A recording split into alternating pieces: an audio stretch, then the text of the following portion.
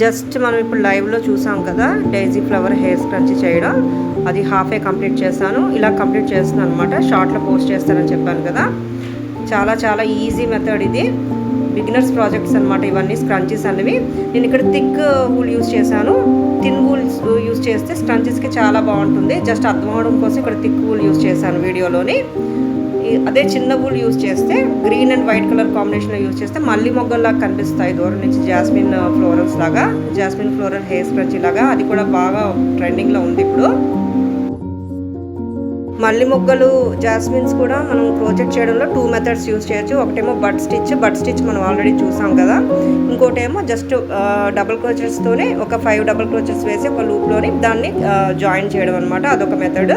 మనం ఎక్కువ long garland చేసేటప్పుడు ఆ మెథడ్ యూజ్ చేయడం బెస్ట్ అనమాట. ఫర్దర్గా అది కూడా చూద్దాము. క్రోచెట్స్ బేసిక్స్తోనే టాయ్స్ అని లేదా స్క్రంచీస్ అని ఆర్ట్స్ అండ్ క్రాఫ్ట్స్ కూడా చేయొచ్చు. హోమ్ డెకార్స్ అని, కీ చైన్స్ అని, అవి ఎలాగో నేను చూపిస్తున్నాను కదా.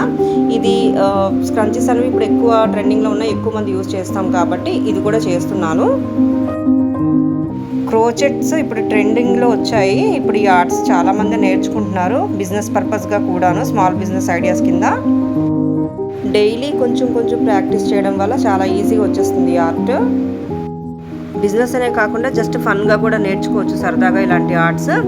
చక్కగా మనకు అవసరమైనవి మనమే డిజైన్ చేసుకోవచ్చు. జస్ట్ నా దగ్గర ఉన్న లెఫ్ట్ ఓవర్ వూల్ని ఇలా యూజ్ చేశాను.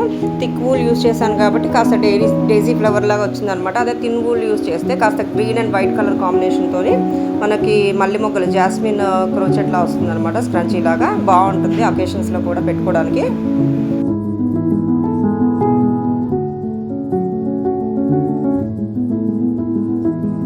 సో మొత్తానికి ఇలా కంప్లీట్ చేస్తాను.